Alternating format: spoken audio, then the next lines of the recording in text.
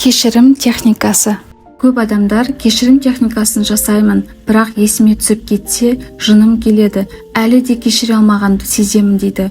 Кешіру ең үлкен құлшылық, бірақ ішімізде ең үлкен ыза, реніш, ашу тұрғанда бізге өте қиын. Ең алдымен реніш сізге ғана кесірін тигізіп жатырғанын саналы түрде ұғыну керек. Ол адам сізді еш ойламастан өзінің рахат өмірін сүріп жатыр.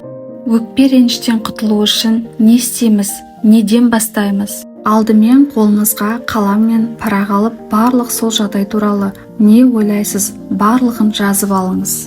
Өзіңізге WhatsApp группа ашып, сол ойыңызды, барлық эмоцияларыңызды, жылағыңыз келсе жылап, айтқыңыз келген кез келген сөзді айтып, жазып, содан кейін барлығын өшіріп кетіріп тастаңыз.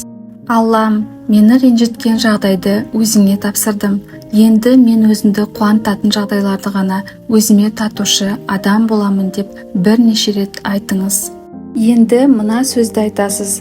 Менің өмірімде пайда болып, маған осы сабақты бергенің үшін саған деген ашу ызадан өзімді босатамын. Сені толықтай кешірдім. Саған ренжіп, өзіме тигізген зияным үшін өзіңнен кешірім сұраймын. Енді тек сізді қуантқан жағдайларды ғана есіңізге түсіруді әдетке айналдырыңыз. Ол үшін қолыңызға резеңке тағып алыңыз. Жаман ой келсе, резеңкені тартып сәл ұрып жібересіз. Сол кезде сіздің миыңыз жаман ойға жібермейтін болады.